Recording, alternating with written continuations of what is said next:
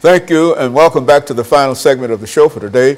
We're talking to Dr. CPoe, who's given us some information about the relationship between mental illness and violence. And of course, Dr. Poe, let's end this final segment by simply allowing you to inform our audience as much as you possibly can over the next 8 or 10 minutes in terms of what you think that they ought to know from the session that we're having here.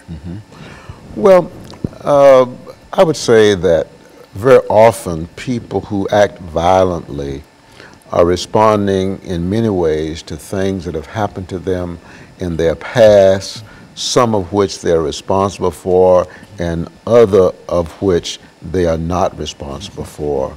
I would say that oftentimes the violence perpetrator has been a victim and has been a victim of the violence of other people early on in that person's life. Now, that's not to excuse violence, but oftentimes it's a little bit more complicated. There are a lot of overlapping factors that influence people to engage in violent behavior, and I think one of them is fear.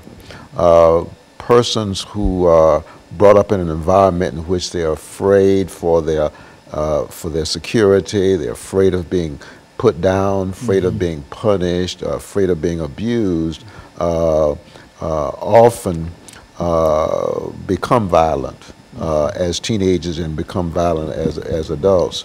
And it's interesting that oftentimes the actions that people engage in to reduce their fear ends up in causing damage to their body and to their mind. For example, drugs that we're seeing that's so widespread today in terms of use and abuse. Oftentimes, teenagers will turn to drugs in their effort to calm their fear, to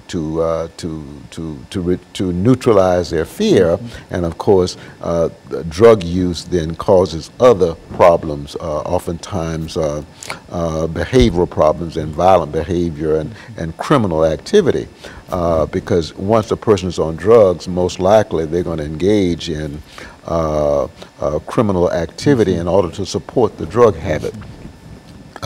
And so this oftentimes will lead to incarceration. So fear is a major factor, and we discussed once before that fear has many faces. Pain is one of the manifestations of fear. Guilt is a manifestation of fear. Shame is a manifestation of fear, and insomnia may be a manifestation of fear. I think a lot of physical illnesses may be manifestations of fear, and so fear is one of the main emotions that people struggle with, and if a person is not careful, they will find some damaging way in their effort to calm their fear. And so fear is a real problem in terms of the relationship that a person has not only with others, but the relationship that he has with himself. Is that what we're saying? Yes, yes. As a matter of fact, there's a relationship between fear and loneliness. And I recall being in a taxi in Houston, Texas, many years ago, and the taxi driver asked me, he said, after finding out that I was a psychiatrist, he said,